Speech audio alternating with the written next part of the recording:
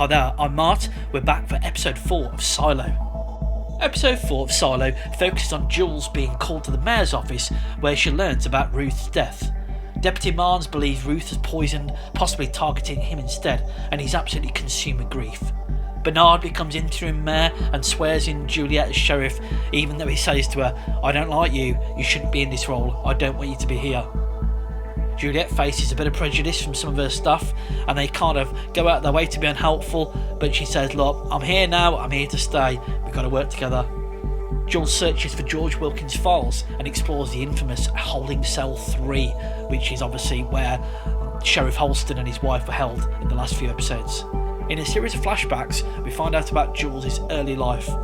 Her dad is the doctor and he's constantly off looking after people. Her mum and her brother both died at a very early age, so she was left to kind of like look after herself.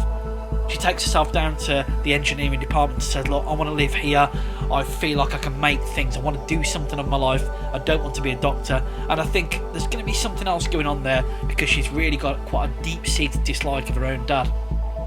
One of Jules' staff said that there is no George Wilkins file, but a clue is left by Holston, which adds to the mystery of this.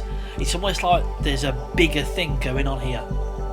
Deputy Marnes becomes aggressive and Jules opens up to him. They strike a deal. They say, "Look, you help me with George Wilkins' murder and I'll help you with Ruth's murder," and they start working together. We're also introduced in a very brief scene to the new character of Lucas. He's interested in astronomy and he's up there in the canteen with the large view screen on there. In the book, he's actually a very significant character, so I'm hoping he's going to be fleshed out in the next couple of episodes. This episode ends with Marnes being attacked in his room in the dark, and then finally he's held at gunpoint, and we're thinking, what's going to happen here? How is this going to be played out? All in all, episode 4 has got a much slower pace. It's a series of flashbacks and evidence gathering, and after the excitement of episode 3, that actually worked really well for me. It was just a chance to take your breath and see how it's going.